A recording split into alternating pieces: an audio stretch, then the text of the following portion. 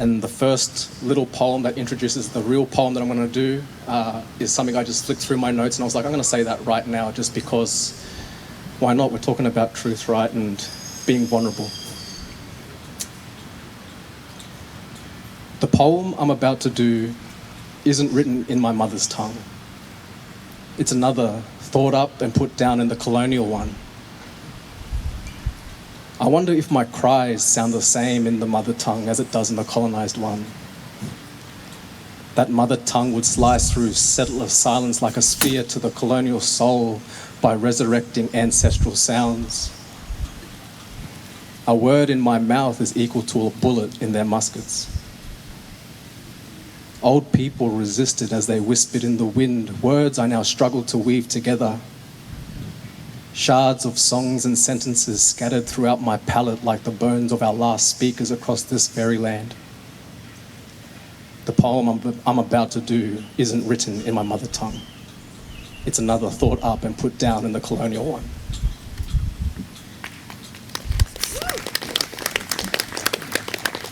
So, yeah, I struggle, obviously. I'm not a traditional speaker or a native speaker or a speaker of my languages. And everything I do is from a Western, like I'm a trained dancer, and they're all through these Western outlets. So I struggle with that a lot. But I also see that these practices that I do are still part of my cultural practice, and they're adapted to modern day genres and formats and mediums. Instead of rock painting and cave paintings, we have photography and film and all that, so on and so forth. Don't have to explain, you get it, you get the drift.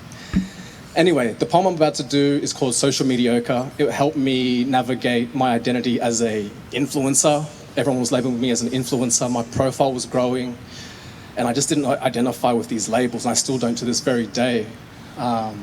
It came at a time where I left my full-time job, working full-time as an artist dancer, and I was struggling as an artist does, as an independent, and I needed money. And someone was like, hey, do you do spoken word? And I was like, nah. And I was like, we'll pay you this much. And I was like, yeah. Yep, that's rent and something more than meagerang. Let's go. So sure enough, I did it and got great feedback. And all of a sudden, I'm at a Writers' Fest trying to do it for you right now. So let's go. It's called Social Mediocre. And it deals with a lot of, there's mentions of people who aren't here with us anymore, suicide, police brutality, all the shit things. So if you don't like it and you're mob, sorry for that. Please leave if you need to. If you don't like it and you're not mob and you're white, that's the truth we're telling today.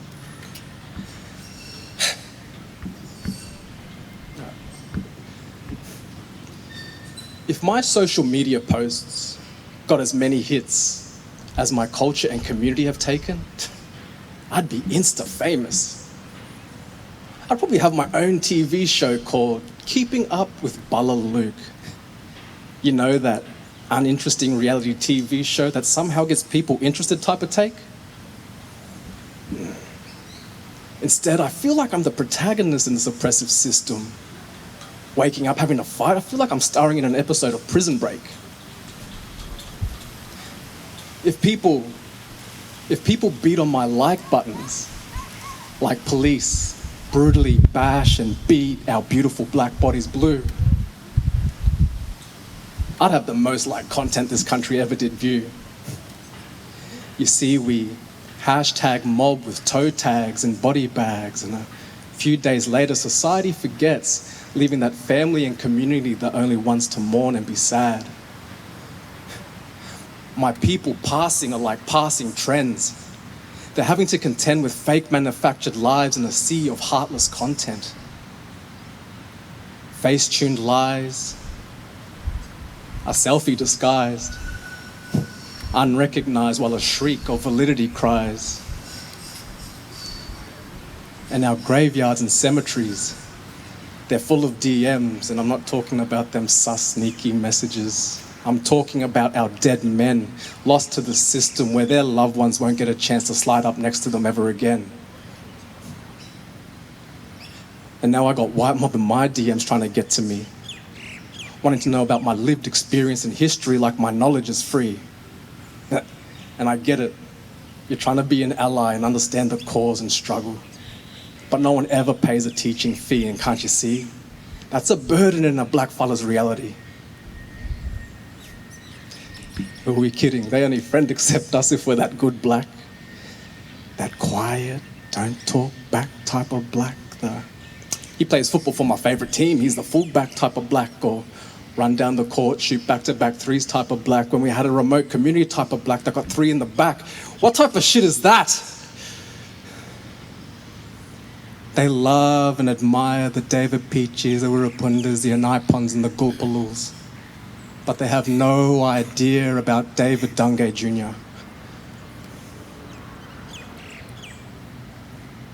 I bet you if he played football, started in a movie, sang a song, heck, even had that blue check on the social media profile, his family still wouldn't have gotten justice, but we all would have known him a little sooner. I get tagged in daily social media trends and challenges like being a black man isn't challenging enough. I got a challenge for some of you gubbers, guttiers, wudgelers, migaloos, white mob. Walk out that door and see what it's like to be stereotyped and racially vilified living black through westernized eyes, all while trying to decolonize these history books which are full of lies told by one side, completely forgetting the part where they brutalized, burglarized, sterilized, and continue to intergenerationally traumatize our people.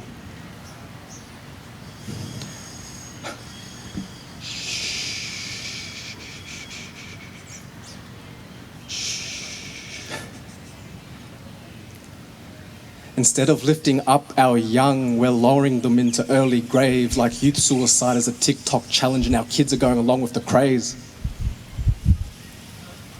They hit the renegade while I'm deemed a renegade, rebellious to a system that is strangling me.